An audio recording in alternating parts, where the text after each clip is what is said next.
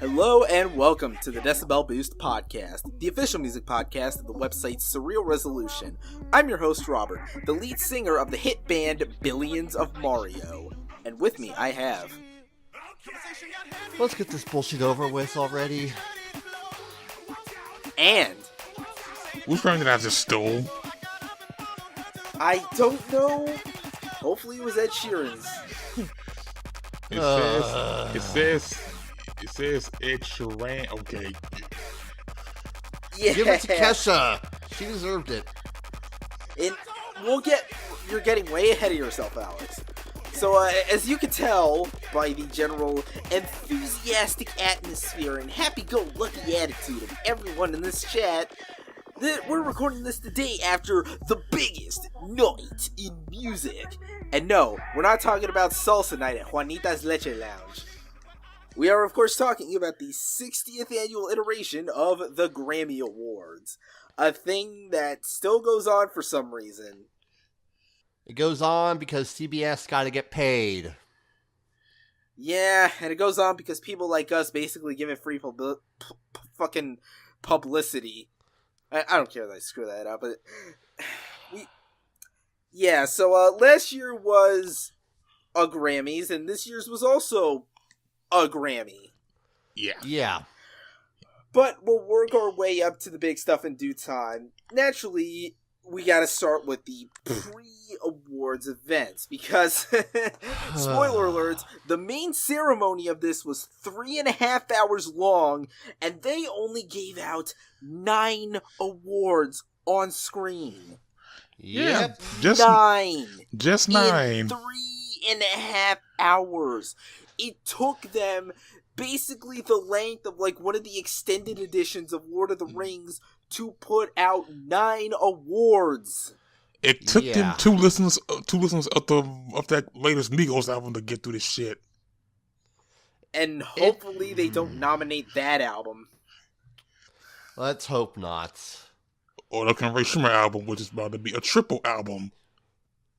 God. Existence is pain. As we'll soon discover as we go through this fucking list. Should we just start at the very, very beginning in the tent? I guess, I suppose so, if that's actually where they did this stuff, in a tent. Okay. You know, because they're too good to give some of these awards on stage, but whatever. Okay, so I'm checking the Recording Academy's official Twitter and stuff, and, you know, cross-referencing it with the website and shit, so, I guess to start from the very beginning. So the first award handed out was Best Dance Recording. The award went to Tonight by LCD Sound System, beating out the likes of, Gorillaz and Odessa. And then, speaking of Odessa, they were also nominated for Best Dance Electronic Album, which instead went to Kraftwerk for 3D The Catalog, which is no surprise because the robots always win.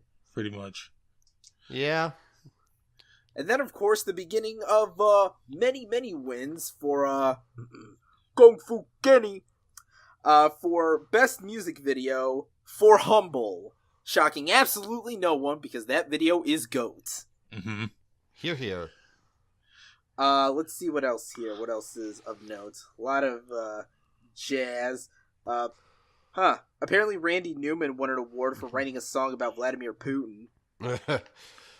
For reference, we're not going to talk about every single award because if we did, we'd be here for like 4 hours, and we don't care stuff about like album notes or you know engineering. But honestly, that's a lie because that's my field. But generally speaking, the general populace doesn't care about that kind of stuff. Well, okay, for Best Engineered Album Non-Classical, we'll get to you in a minute. Well, later on down the road. So, come on. Wow, there's a lot of fucking shit here. Like, I'm really just...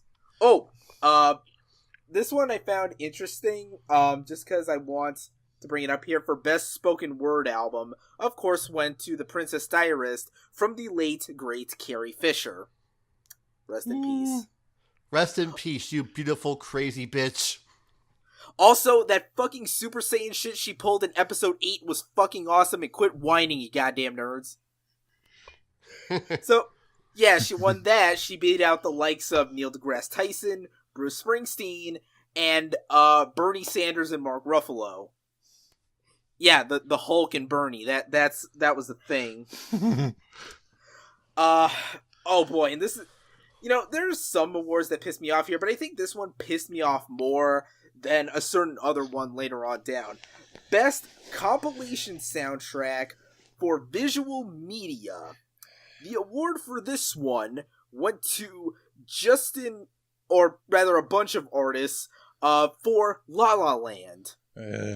Yeah. Fucking La La Land. I'm pretty sure I may have made this clear in the past. I can't stand that movie. I think it's aggressively mediocre. And that hurts even more as someone who's a fan of the director's previous film, Whiplash. But to make this a doubly swift kick to the nuts, this same category had both Baby Driver and Guardians of the Galaxy Volume 2 nominated.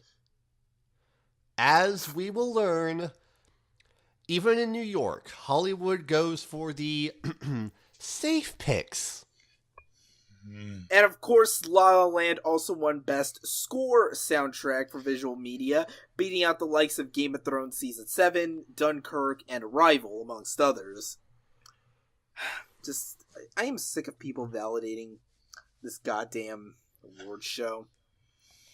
Well, the award show and the fucking movie. Best song written for visual media, thankfully did not go to either of the La La Land nominees. Instead went to How Far I'll Go from the movie Moana, written by Lin-Manuel Miranda and performed by Ollie Cravalho.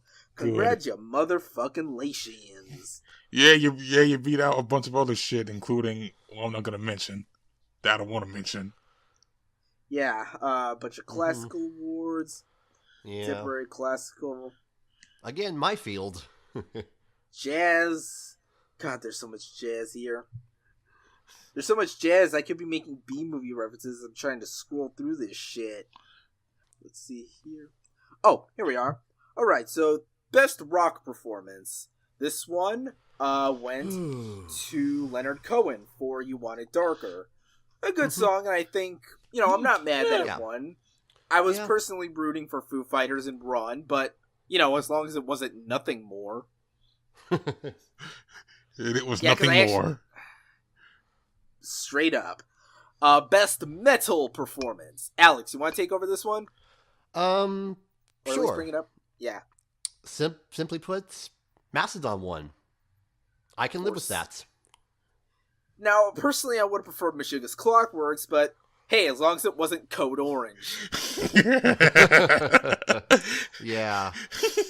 Of course, Best Rock Song, that one went to Run by the Foo Fighters, which beat out the likes of, again, Nothing More, Metallica's Atlas Rise, and Avenged Sevenfold, who said they wouldn't even show up at the event to protest the fact that they don't broadcast these things live. So how's that working out for you, buddy? Oh my. You're actually choosing to stay on tour and not go to the Grammys. You sure showed them. Yeah. Such rebels. Remember 2005 when everyone actually gave a shit what Avenged Sevenfold thought about anything? Thank God we don't live in those times anymore. Yeah. After that, of course, Best Rock Album went to... weirdly enough, the indie hipster one, A Deeper Understanding by The War on Drugs. Yeah, this was weird to me because any other year this would have been fine, but this went up against Nothing More, Mastodon, and Metallica. This feels like it would have been a better fit for maybe Best Alternative Album, not Best Rock. But hey, what the fuck do I know?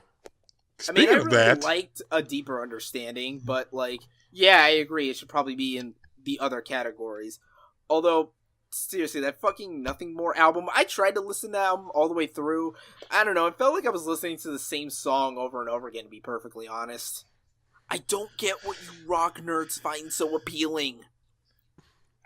And then, of course, for Best Alternative Music Album, that award goes to Sleep Well Beast by The National, which is actually a good album. It's on rotation at my station, or at least I think it was for a bit. So I got a taste for it. It was a pretty good album. And all I have to say to that is, suck it, Father John Misty. Best R&B performance. You want to do this one, Mark? Yep. Boy. Well, you said that. Well, for best R&B performance, the winner for that is That's What I Like from Bruno Mars. You'll be hearing that name a lot. Spoiler. And yes, this beat out The Weeknd from SZA, which I actually wanted to win, but anyway, moving on. Like, you know what? I'm just gonna, I'm just gonna go on to the best R&B song because I get the other one later. That also went to Bruno Mars, but That's What I Like. Again, that beating out Supermodel by SZA, Redbone by Childish Gambino, and Location by Khalid and all the other songs. And of course, best R&B album, 24K Magic from Bruno Mars. Yeah. Yeah, you're gonna hear that name. Yeah. Oh my god. Yeah. Now, with best urban contemporary album, the winner for that went to what the fuck? Starboy from The Weeknd. Don't you just love when they stop counting acceptable nominations by the end of September? Then you end up getting weird shit like this, where it's far beyond the point of people still giving a fuck. I mean, that was alright, but I would have went for SZA or Gambino. I mean, I like the album, but I feel like the other two deserve better. Well, at least it wasn't Six Flag. Okay. And since I mentioned Gambino, man, finally got a Grammy for best traditional R&B performance for Redbone. which good. I'm happy he got a win. Thanking good. Really looking forward to that final album and Atlanta Robin season. He's halfway to an EGOT. Halfway. Only a month away till it comes on. Yeah. So, what about, I think by this point we're about best rap song. Oh, yeah. Song of performance. Okay. Best rap performance. Who do you think it went to? Bitch, sit down. Be humble. Yeah. Yeah. Humble for Kendrick Lamar took that best performance, and you know what? He took best rap song as well. Yep. This is the beginning of at least what I thought was going to be an enthusiastic sweep. But, getting a good rhythm, bunch of fucking country shit. What's the one here? Best pop duo group performance. Yeah, I was trying to catch up here. So for best pop duo group performance, the winner is Feel It Still by Portugal. The Man. Oh. Fine, whatever. At least it wasn't Chainsmokers. That's pretty much the only attitude you could take. Like, it's technically the least bad of a category that included the likes of Thunder, Stay, and fucking Despacito. God damn it. Yeah. I guess it's worth noting for best traditional pop vocal album, that went to a Tony Bennett tribute thing, which beat out the likes of Bob Dylan, Sarah McLachlan, and hey Loish. Hey Loish, remember that time I got nominated for a Grammy, Loish? Hey Loish. It's not funny when you do it either. Well, to be fair, is it funny when anyone does it? No, it's not. Best pop vocal album. Oh, fuck. That boy. went to Divide by Ed Sheeran. Oh, boy. Okay, look. This category had Kesha's Rainbow and Lady Gaga's Joanne. You had two perfectly good picks there, and you go for the fucking Play-Doh gremlin. Whack. Straight up whack. Let's see, what else? What's over here? Okay, so by that point, I think that basically is like the end of like the main Grammy ceremony. Yeah, all the shit that matters to us. That was it. Then it was time for the red carpet and time to get inside Madison Square Garden for the bullshit. But first, you might think it would. You wouldn't think the bullshit right from the get-go, because it opens with our boy Kung Fu Kenny performing, I believe it was Triple X. Yeah, Triple X, which led into DNA and two of the songs from the Black Panther soundtrack. One of them was technically his verse from King's Dead. Yeah. Yeah. Not to mention, there was, of course, the theatrics with, like, shooting down a bunch of soldiers and shit. Yep. And random interruptions from none other than Dave Chappelle. Which, when you say it's true, the most interesting, when you say it's true, the most, what's the honest black man in America? Which, yeah, that's kind of true. Yeah. So we had that fantastic performance. Then out comes the old thorn in my side, Mr. James Corden. Well, At least he didn't start it off with a terrible skit. Give him that much. I still hate seeing his face everywhere, and there's terrible skits in the future. We'll get to those, don't worry, but at least there wasn't, last year. Anyway, after that, he introduces the next big performance, Lady Gaga giving a really beautiful piano performance of Joanne and a Million Reasons. And her piano is a bird because your argument is invalid. A glorious swan of sorts. Mm-hmm. And then after that, we get John Legend and Tony Bennett. John Legend, the piano player, and Tony Bennett, who I think Lady Gaga actually did a collaborative album. yeah. They go up on stage to present the first award of the night for Best Rap / Sung Performance. You want to cover this one, Mark? Yes. The nominees for this are Problems by Black Six Lack. Crew by Goldlink featuring Brent Faiyaz and Shy Glizzy. Family Feud from Jay-Z featuring Beyonce. Love Galore, SZA featuring Travis Scott. And the winner, fucking it's Loyalty, Kendrick Lamar featuring Rihanna. They're the winners. Yeah. Yeah, we knew this was going to happen. That's why the most interesting part of this segment of the show was everyone debating the height differences between the two. What was up with that? Okay, so here's the thing. I actually looked up their heights just for the shit of it. Rihanna is 5'8", and Kendrick is 5'6". So technically she's already taller than him, but I guess she was wearing heels or something that made her look like a friggin' titan. Whatever, I'm not the one in charge of the fashion choices. Okay, sure. Then we get a bunch of commercial breaks, which will be one of many reminders during this award show of why I don't watch CBS during other times. Well, Kevin can wait. I don't want to. We're number one. We're number one. Keep sucking your own dick, CBS. See where that gets you in the future. Spoiler alert, it'll get you banned from Baskin Robbins. Don't ask me how I know that. Okay, so those commercials, then Jay-Z gets the 2018 music industry icon or something. Then Sam Smith, gives a performance of a song, and I'm just like... Bathroom break.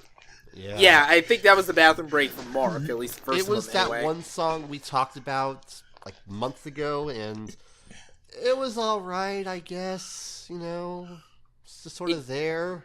It goes right through you like a fiber supplement. Then, after that, out come Kelly Clarkson and Nick Jonas, stars of the hit December 2017 blockbuster Jumanji: Welcome to the Jungle. I think that might have just been Nick Jonas, but who cares? You didn't watch that movie anyway. So, they come out on stage to present the award for Best New Artist. And the nominees are Khalid, Lil Uzi Vert, Julia Michaels, SZA, and of course the winner is Alessia Cara. Which, SZA again... got robbed. Straight up. And plus, wasn't Alessia Cara's breakout a couple years before this? Yeah, it was 2015 or some shit. The Grammys are late as fucking when it comes to this shit. I mean, look on the bright side. At least it wasn't going to sleep in a jacuzzi, waking up next to a two-piece. Yeah. Oh, damn. And then afterwards, we get some shtick from a comedian who I think is Jim Gaffigan, although he was listed as Cinco. Yeah, in Jim Gaffigan. When they get to... Huh. Seriously, then what was up with that thing where, like, when they were presenting the comedy album, he was listed as Cinco? That was the name of his special. But they named each other comedian by their names, though, is the thing. I don't know how this fucking thing works, as we'll soon find out later on. Yes, you see my point here. So he, talks a bit about best comedy album, gives some shtick that's honestly way funnier than anything that's going to come out of James Corden's mouth later. Seriously, I don't get why you all fucking like him. And then afterwards, we get a performance by Little Big Town, performing some song called Better Man, which I think they said was written by Taylor Swift. I heard her name come up at some point. Why? Summer Street going, I still exist. You'll love me. Come next year. Oh, God. That year is gonna be pain. I can just feel it in my bones. But then more commercials, and then afterwards a pleasant surprise. Gary Clark Jr., who I think is decent, and Jean Baptiste, the leader of the Late Show with Stephen Colbert's house band. They give a performance of Ain't That a Shame in tribute to, I think it was Fats Domino. Yeah, him and Chuck Berry. It was very nice. It was pretty good. Fine tributes. Yeah. And then after that, I think they also present an award as well. They present for Best Pop Solo performance. Oh, boy. Oh, damn. Yeah. Damn it. Sorry, I'm trying to get the results thing. Mind if I take this one? Because I have things to say. Go ahead. Okay. Okay. So, best pop solo performance. It was between Ed Sheeran's Shape of You, Lady Gaga's Million Reasons, Pink's What About Us, Kelly Clarkson's Love So Soft, and Kesha's Praying. Naturally, it goes to Ed Sheeran, who didn't even bother showing up tonight.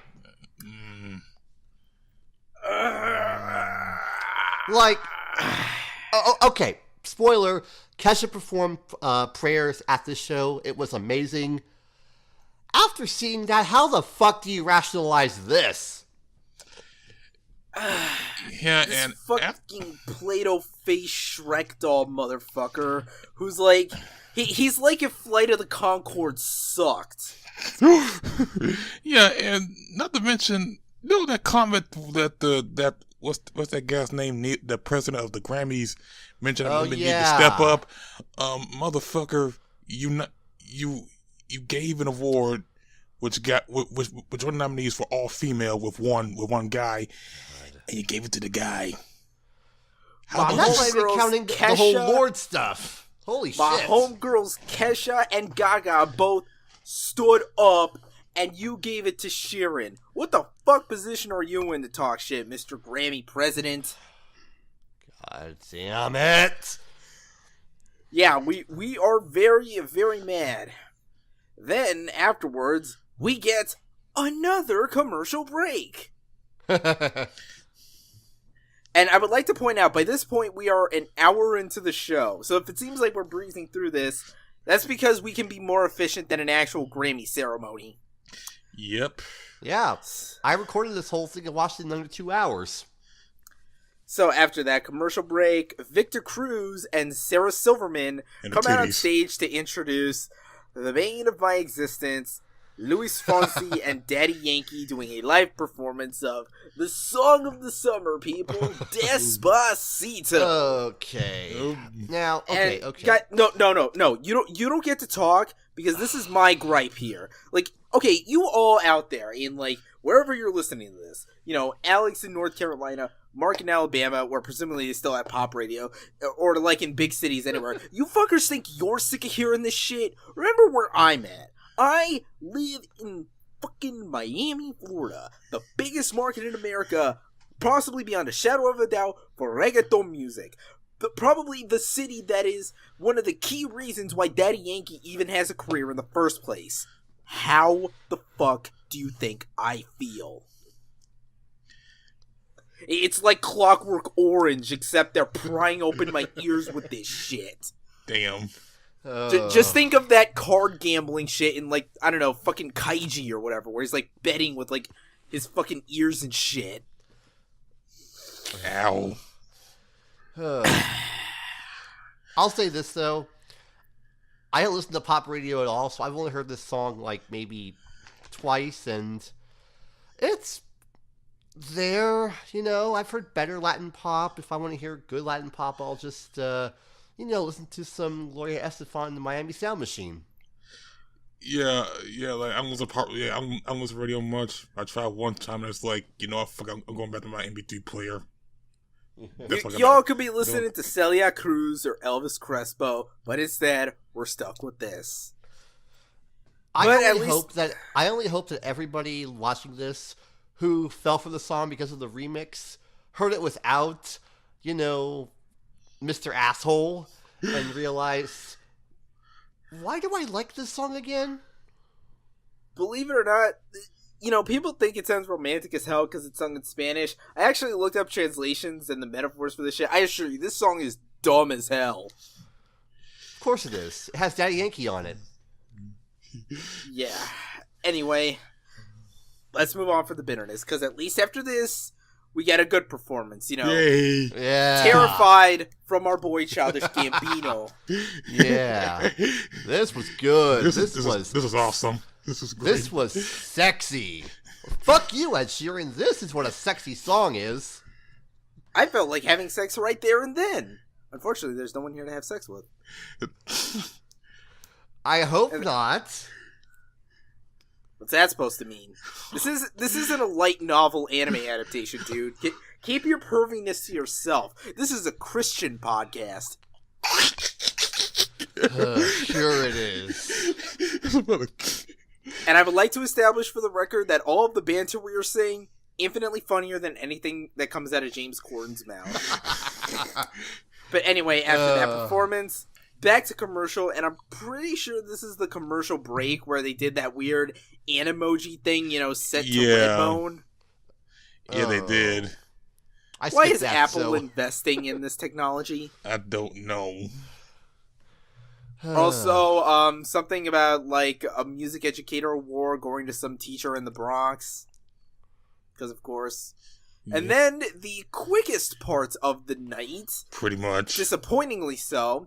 Of course, our boy Chappelle comes back out on stage to present the award for Best Rap Album, but not before throwing some very necessary shade at the Academy for snubbing the boys in A Tribe Called Quest. Hear, hear. Yep. Like, you found room to nominate Migos, but not Tribe. Fucking, I swear to God, like, those guys are fucking shitting themselves with rage right now. And how the hell does Migos think they have enough material for an hour and 40-minute album? Shut up. Phife Dawg is rolling in his grave. And that's only because he listened to Culture too. Oh God. Straight up. Why? Okay, let's say for those in hip hop, why you try to make very long ass albums for? Yeah. Like here's the thing. Like, some people can do it because some may have themes, or some may switch their styles. Like I heard Big Crit had an album last year, which I heard was good. That was the album. But this again, he had themes and all that shit. Y'all just doing the same shit, but for wider length. I'm telling you, they're trying to game the system to improve their streaming metrics. Yeah, that too. But anyway, go ahead and take us over, Mark. All right, for Best Rap Album, we have 444, Jay-Z, Culture, them niggas. Latest Wisdom, Rhapsody, Flyboy, Tyler, the Creator, and of course, let's face it, the winners, Kendrick Lamar, damn. Yes, damn indeed. Yeah. Okay. Keep sweeping, also, buddy. Yeah. I also want to mention this. Did anybody see the picture of Tyler, Creator and his hair? Oh yeah, I saw that. Yeah, he had one of those weird Russian hats on. Yeah, I know. I know his hair was painted like a leopard, like he had like a leopard sort of hair on. Like okay. Additionally, Jay-Z with a head of hair looks weird. Yeah, that's what happens. I mean, that's how when you basically you aged a lot, like, and he's pushing like 48 or something. Shit, I guess he's old. Okay, he is very, very old. Mm-hmm.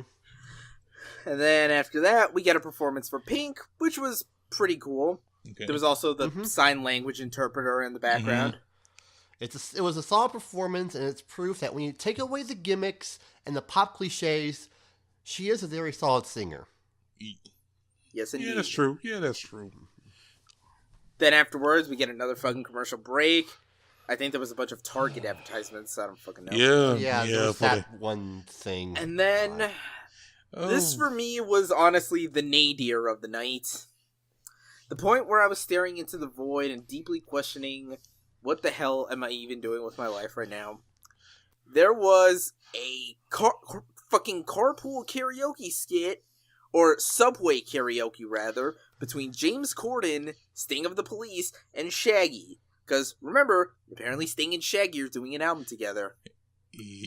Yeah, that's really a thing that's happening.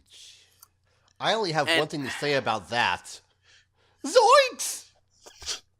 Haha, hilarious and original. Somebody had to do it. It had to be me. I took the bullet. You're welcome. But yeah, this sketch reminds me precisely why I don't bother with carpool karaoke or the Late Late Show in general. I cannot think of a less exciting comedic performer than James Corden. Just, this whole fucking thing is just... I was rooting for the guy that punched him in the face, and I was secretly hoping that part wasn't staged. Because fuck you, James. You were in the Emoji Movie. You're a piece of shit. And first he's going to be in the Peter Rabbit movie, and you saw that shit. To be fair, it could be worse. He could be TJ Miller. Actually, I think I prefer TJ Miller. At least he has a personality. You know, beyond being a rapist piece of shit. But, moving on. After that, we get a performance of Finesse by Bruno Mars, of course featuring Cardi B. And I have no comments to make other than, oh lord, Cardi B's outfit. This whole performance... Go ahead. Yeah, I think those performance, it doesn't remind you of... This is that 90s shit. This is definitely that 90s, in like, you know how it feels like the whole, In Living Color type of shit. Yes, and pretty much. That's what I wrote. Yeah. It looked like it was ripped from In Living Color. I was just thinking, okay, when is Keenen Ivory Wayans going to show up? Where's Homer the Clown? Or does he not play that? And also on Cardi B, oh lord, yes. Oh my damn. Now, if only she wasn't homophobic. Oh fuck. Let's leave that back at the door, because that's something for another time.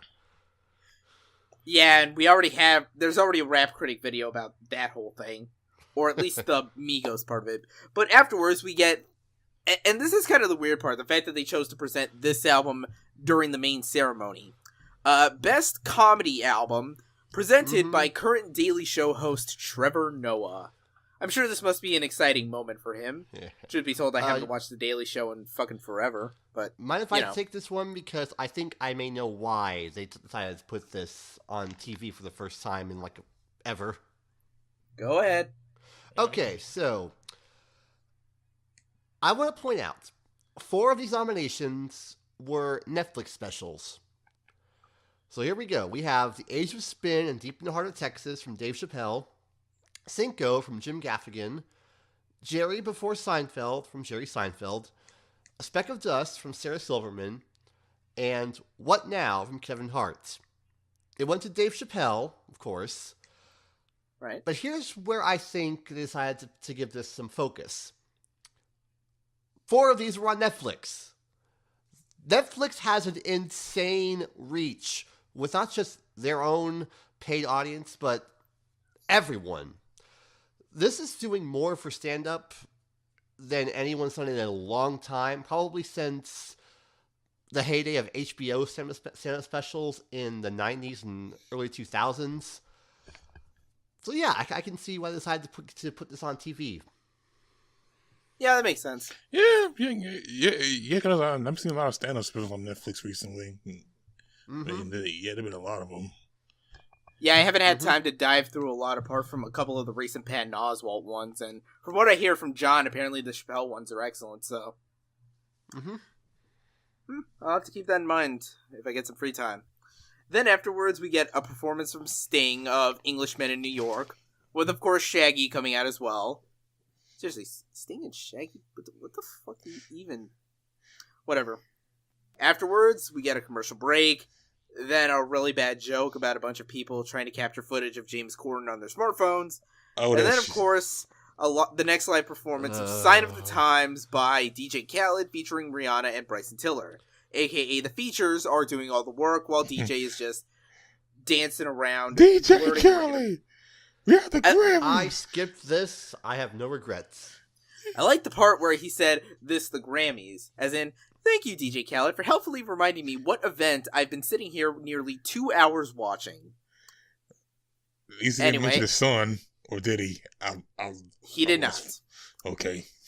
So another commercial break. Then Best Country Album introduced by fuck knows who. I didn't catch the names. And again, at this point, this is award number 6, and we are 2 hours in. 2 hours! I could watch, 4 episodes of What the Fuck Is Wrong With You in that time.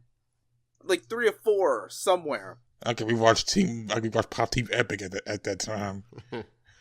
Pretty much. So yeah, Best Country Album. Of course, the nominees are Cosmic Hallelujah by Kenny Chesney, Heartbreak by Lady Antebellum is still a thing? I thought people stopped caring about them. The Breaker by Little Big Town, Life Changes by Thomas Rhett, and the winner is From a Room Volume 1 by Chris Stapleton. The dude with the very long beard. From what I hear, he's actually pretty solid in the country scene, but... That's what I hear too. There's something I want to point out. The friggin' lack of self-awareness that the presenters had talking about Johnny Cash before talking about modern country. I'll tell you, it's not what it used to be. Yeah, I heard about that too. Yeah, I heard about that too. Oh, Lord. It's like for every Sturgill Simpson, there's 5 Florida Georgia lines. Or Sam Hunt's. Oh, God. Ugh. Ugh. But there was a decent performance afterwards. Maren Morris, the Brothers Osborne, and Eric Church gave a really moving tribute to the victims of the Las Vegas concert shooting from last year. I have something I want to point out about this as well. Somebody screwed up the audio. When Maren Morris was talking, I heard a lot of background noise. It sounded like it was just being picked up from the PA, and I heard somebody say, "Yep." What happened? Huh? Wait, what? I guess I must have missed that part. Okay. Damn. Yeah. But afterwards, we get another commercial break, and then out on stage comes Miss Janelle Monáe. I haven't heard from you in a while. Have you been doing stuff? Have you done a movie that actually won an Oscar last year? Another movie that we just started with about space. Oh yeah, she was in Hidden Figures, I think. Yeah, she was. So she comes out stage, and then she gives a speech about the entire notion, about the whole, Time's Up movement, and, she basically cuts them no slack. Doubly so when she introduces the next performance, which is where we get the Kesha performance of Praying. Yeah. Now, I feel conflicted about this because, don't get me wrong, it is a fan-goddamn-tastic performance for, a necessary cause and movement, but when you step back and really think about it, you have to think it's kind of odd that, let me put it like this. It's kind of weird that the industry that pretty much did nothing about Dr. Luke for fuck knows how long is now more or less trying to commodify the abuse that Kesha's gone through. You look at it for long enough and you're like, wait, this is kind of messed up. That's putting it mildly. That's the industry as a whole. It's been that way forever. I guess, but, I guess they've never been this explicit about that. And speaking of support for social and political causes, out comes, and let me see if I got this right here, Camila Cabello, who is apparently the lady that got kicked out of Fifth Harmony. Uh-huh. Yeah. Good, got it. I don't know these names. I don't know what you want me to tell you. So she came out on stage to discuss, her background as an immigrant to the States, support for all the dreamers and all that, because, fucking the Republicans trying to fuck everything up for everyone. If I may interject, I want to point out the people who are complaining about this show being too political. I don't want politics in my music. And especially you, Nikki Haley, your lack of self-awareness. Have you not listened to any music in, the last 50 years? Fucking hell, some of the biggest songs of all time. There have even been #1 hit singles that have been about political shit. Have you ever heard Stevie Wonder's You Haven't Done Nothing? I know it's going back really back, but... American Pie was not about pie, okay? It was about Vietnam. Straight up. The best music has always had some kind of political bent. And I need to remind you, she probably... I can guarantee you, without looking at her Twitter feed, she said nothing about Joy Villa showing up with a weird pro-life dress. Y'all made me Fuck remember you, that. Becky. Y'all made me remember that bitch. I don't remember anymore. Fuck you, Becky, you fucking stan. And she doesn't even have good hair. No, she doesn't. And then after that, the politics get amped up further with U2 performing Get Out of Your Own Way on a boat circling the Statue of Liberty. Or some kind of barge, I think. It had, eyes on the back wall and the floor. 2 notes. 1, this is pre-taped the Friday before. Right. And 2, they couldn't even get Kendrick at the end? Come on, Bono, what the hell? Dude... okay, okay, so you can appear during his performance, but he can appear during yours. I don't buy that for a second. Anyway, after that, another commercial break. Then Sting comes out on stage. This time, he's presenting an award for Song of the Year. Here we go. Oh, boy. Where the hell is it? I thought I could pull it up here. Very top. Very top. There it is. I don't know why it was. I don't know why it was juggling me through a bunch of fucking spam comments. Sorry. We'll shorten this part in post. So, Song of the Year. The nominees are Despacito, Luis Fonsi and Daddy Yankee featuring Justin Bieber. 444 by Jay-Z. Okay. Issues by Julia Michaels. 1-800-273-8255 by Logic featuring Alessia Cara and Khalid. And the winner goes to That's What I Like by Bruno Mars. Oh yeah. I want to point out something when reading the Song of the Year nominees. I read that on the Logic Suicide Hotline number. I saw that it says Andrew Taggart of the Chainsmokers, mind you, was one of the songs of that song, and I thought, oh fuck, and also maybe that explains some of the poppiness on that song. Chainsmoker chords, son. Oh boy, was he the one that? I think he's the one that did the whole. Who gave a light? Hey, fuck, I don't know. That sounds like a Chainsmokers idea, to be honest. But after that, there's the one kind of amusing moment of the night, comedy-wise. We get a sketch where different people are auditioning to be the person who reads the audiobook of Fire and Fury. Which, of course, ends with... And I'm surprised Ms. Nikki Haley didn't comment on this part in specific. I'm still waiting for the Trump tweets. Ending with Hillary Clinton reading... And then, of course, them choosing her to be the audiobook reader. Oh, shit.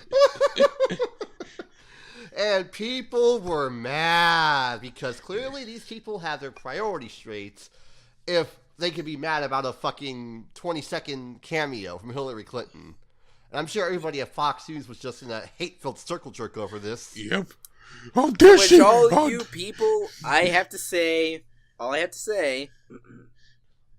why are you being so oversensitive? Can't you take a joke, you fucking PC wimp? you snowflake bitches. Okay, so moving on from that, out comes Anna Kendrick, aka the greatest actress who's never been in a good movie, or at least a movie I liked. I'm not a fan of Pitch Perfect, but she is a national treasure, I will admit. She comes out on stage to introduce Elton John, which I'm not sure why he's performing, other than I guess this correlates in a nice coincidental way with the news that he's got to be going on a 3-year, 300-show last world tour before retirement. Of course, he performs his classic Tiny Dancer with a surprise appearance from Miley Cyrus. Bathroom break. Yes. What does the guy break. gotta do to hear Love Lies Bleeding again? Or Benny and the Jets. You know what I mean? That sounds classic. Then after that, there's the commercial break where they do some kind of lengthy, like, Target music video commercial thing. I didn't bother to jot down what it was this year because it wasn't my homegirl Carly Rae Jepsen, so who cares? Hashtag y'all are sleeping on Carly Rae. Then back to some James Corden gag where his parents are like making fun of him. Whatever. To be fair to them, I would go see Hamilton too before going to the Grammys. Well, I think anyone would. You're not wrong there. Yeah. Take it on tour, Lin-Manuel Miranda, please. Well, I think Hamilton performances are being handled down here in Miami, if I recall correctly. So who knows? Maybe they're getting on the touring circuit sometime soon. They're feeling out the waters, I guess. After that, there's a performance of Somewhere by Ben Platt. Then after that, another performance, Patti LuPone, who, according to Mark, apparently is the voice of Yellow Diamond in Steven Universe. Yeah, she performs. Sorry, go ahead. I was like, yeah, she is. Go on. Right. So after that, she performs Don't Cry for Me, Argentina, originally composed by playwright legend Andrew Lloyd Webber. I don't really have much else to say beyond that. Yeah, she's solid. Like, I can see, she got some pipes on her. Mm-hmm. Yeah, it was all right. So then we get... I was about to say, at this point, it's 10:30. We're at the 3-hour mark. Yes. Get another commercial break. Then SZA performs. Thank God. Yep. Because someone has to save this ship before it tanks SZA down on. killed it. Yes, she did. Yeah, she performed Broken Clocks. It was amazing. I'm still pissed she got snubbed. Whatever. Then afterwards, Alicia Keys comes out on stage. She mentioned something about, like, producer of the year, non-classical, some dude named Greg Kirsten or whatever. And then we get a record of the year. Oh, boy. Do any of you want to tackle this, or... Sure. I'll tackle it. Sure. Okay, so... Nominees. Story of OJ from Jay-Z. 24 Karat Magic from Bruno Mars. Humble, Kendrick Lamar. Despacito, Louis Fonsi and Daddy Yankee, featuring Sir not appearing at this show. And Redbone, Childish Gambino. Surprise! It went to Bruno Mars. It should have gone to Kendrick. This interferes with the Kendrick clean sweep. Out of some of your had a bad feeling it's gonna be. Oh wait, it might say I had a bad feeling it might go to Bruno. Don't we all have that bad feeling? Because one thing about from last year, like from last year, all the top 3 things with all the song of the year and record of the year with Adele, I think from last year for her song. I think it was that songs, and I think there's a pattern somewhere. There's a pattern which everybody should be familiar about. But fuck it, yeah. Especially if you saw last year with Adele. Yeah, I mean, I like Bruno, but it could with the Kendrick. Hell, I wouldn't mind if Gambino took it. But it went to the perfectly average pop song. How underwhelming. Then another commercial break. Then James Corden introduces fuckface president of the Recording Academy. Oh yeah, that nigga.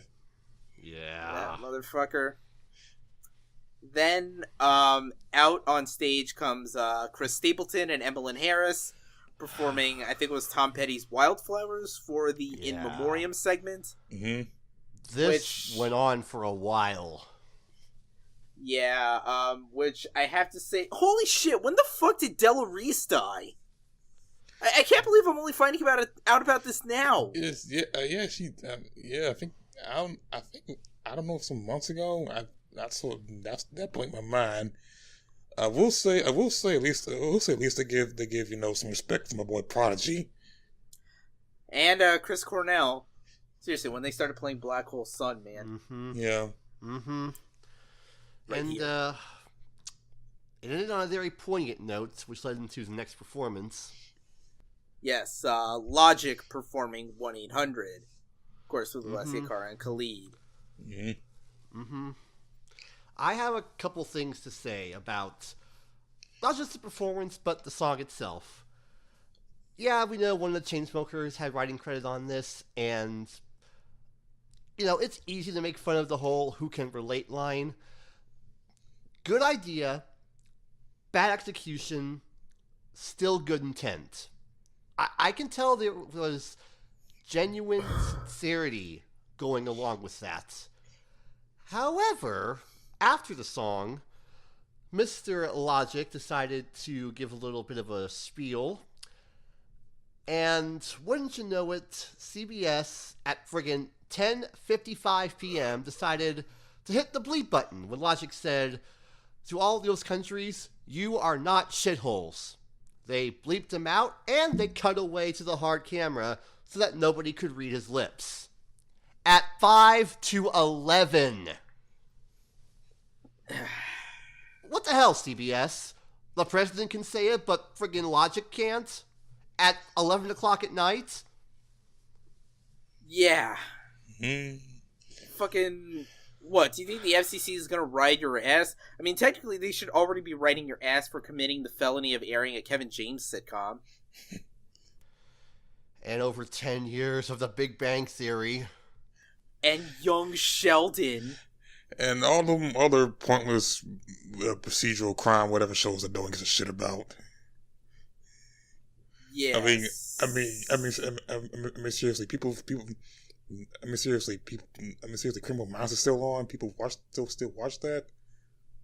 Okay, well, I guess old motherfuckers do, and I guess ACIS too. But I'm getting off the point. Yeah. Then, after that performance, one last commercial break, and now it is time. Out on stage comes none other than Bono and The Edge to present the final fucking award, where, at the very least, the show technically sticks within its chosen time frame. They just have to assign themselves from 7:30 to 11 in order to do so, but hey, at least there technically wasn't overrun. Yeah. So, Album of the Year, the final award of the night, of music's biggest night. The nominees are Awaken My Love, Childish Gambino, 24 Karat Magic, Bruno Mars, Lord, Melodrama, 444 by Jay-Z, and Damn by Kendrick Lamar. And the award goes to, I'm fucking sorry, I can't fucking keep this. Are you fucking kidding me with 24 Karat Magic? Are you fucking serious? Like, fucking just, God, like, look, I don't hate Bruno Mars. I don't. If this sounds like I'm hating on the guy, I'm not. But let's put this into perspective. You have Lord's Melodrama, one of the best pop records of the year. You have Awaken My Love, which is Gambino's best record, and, a pretty solid R&B outing. You have 444, which many agree is the single best thing that Jay-Z has put out in fuck knows how long. And you have fucking Kendrick Lamar. It's like, You know, it's like, I want to point out something that, like, the Melon tweeted. It's like, even if you think Damn is, like, the least good of Kendrick's albums, what the fuck does he have to do to get a goddamn Grammy for Album of the Year? What, does he have to fix global warming? I swear to God, he's like, it's like with every subsequent album, they're just gonna keep snubbing him on this one category where it matters. It's like he's the Leonardo DiCaprio of rap. Oh, damn. Yeah, it's like,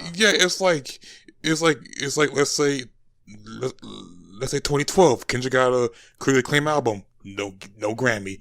2015, he gets a critically acclaimed album that got some cultural impact on it. No mas.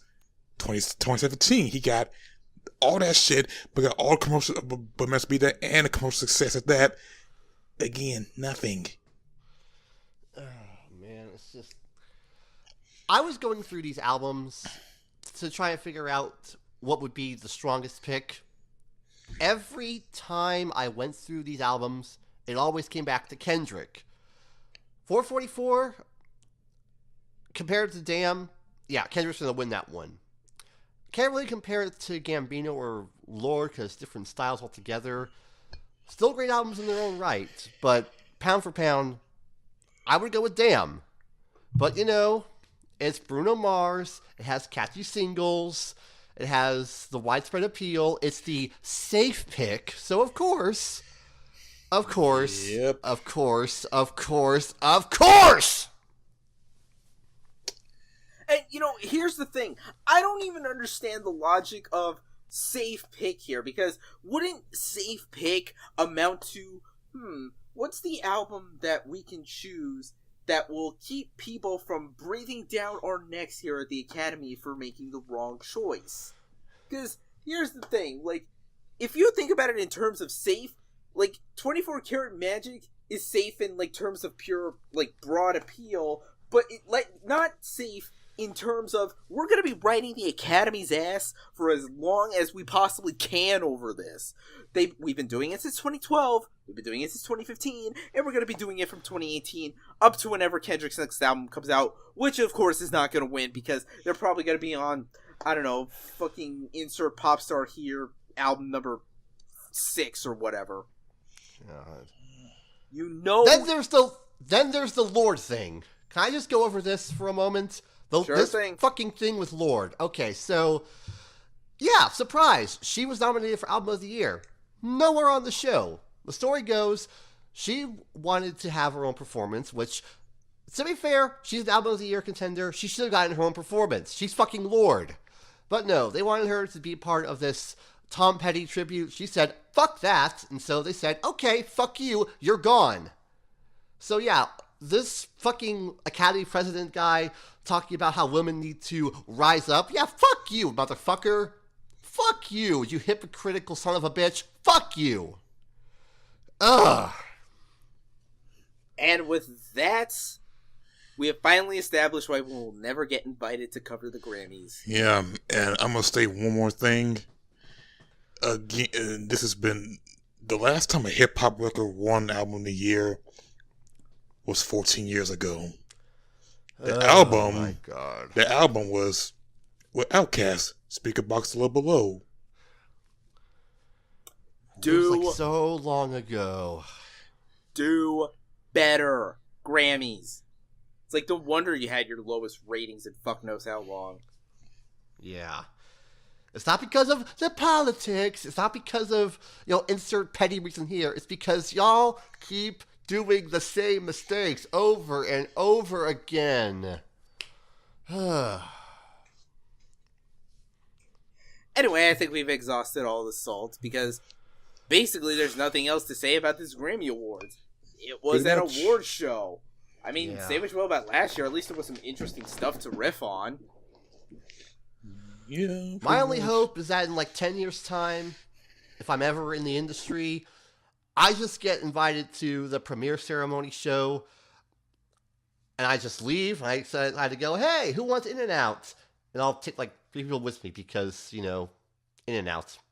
Not very high class, but fuck it. I like my burgers and shakes. That would mean something to me if I lived on the West Coast. Instead, we just have, like, Shake Shack here. And BurgerFi. But, whatever. Yeah, Jax, that's it. That too. So with all of that anger and salt out of the way, nothing else left to do here except, I guess, talk about whatever notable new album releases are coming out this Friday, February 2nd, 2018. And there's literally, like, 4 of note here, unless you care about, like, Rye or something. So, of the 4, there's the newest album from AWOL Nation with Here Come the Runts. That's still a thing? I guess. The newest album from thrash metal titan Saxon with Thunderbolt. The newest album from, well, actually the debut full length from Asian rapper Rich Brian with Amen. And last but not least, Mr. He's Got Supply Eyes, Justin Timberlake with Man of the Woods. So now let's clean house and get the fuck out of here. So Alex, where can they find you on the internet? Aura of Azure, literally everywhere, where hopefully you'll see me talk about more music, because my work is never done with these fucking idiots at the helm. Academy! Shit. Oh, I thought you were talking about me for a minute. No. Oh, thank God. Well, I mean, you are an idiot, but a different kind of idiot. You know, I can't even really disagree with that. Anyway, Mark, what about you? Well, you can find me on Twitter at MacDaffMe as always. Also on my site, the Hybrid One at thehyped1.wordpress.com. My latest thing I did on the site is my review of Interview with Monster Girls, aka the anime that should win Best Life Anime, not some other bullshit. So yeah, there you go. Noted. As for me, you can find me on Twitter, Instagram, Curious Cat, what have you, at Rob Barracuda. You can email me, robert@surrealresolution.com, if you want to send me any hate mail because I made fun of Bruno Mars. Bring it. Subscribe to the podcast on Google Play and iTunes. Do audio-only episodes. Go up every Wednesday. Video usually goes up every Friday on the YouTube channel of Surreal Resolution. Just, search that name on YouTube, subscribe, and hit the bell tab so you're always notified when new episodes go up there. And, of course, be sure to follow Surreal Resolution on Twitter at SurrealRezo. Follow us on Twitch, by the same name. Find us on Facebook. And, of course, visit us on www.surrealresolution.com. And, of course, find the podcast on its own subdomain, decibelboost.surrealresolution.com. While you're there, listen to the past episodes of our podcast. Of course, listen to other podcasts like the Training Stage Podcast ONA. Keep up with our written content. As I believe I may have mentioned, I have a review of Fall Out Boy's Mania up. You might hear us talk about that again later. Also, fuck you, by the way. Yeah, fuck you, Rob. Love you too, guys. Be sure to jump into our Discord chat if you ever want to, scream at us for our music takes. Well, me and Alex, at least. And, of course, shout out to the producer, Mr.E, for graciously letting me use his music for this podcast. Links to his shit down in the description. Thank you for joining us for this very rant-tastic episode of the podcast. Of course, things will be back to normal next week with regular song discussions and news topics. So, until next time, fuck you, James Corden.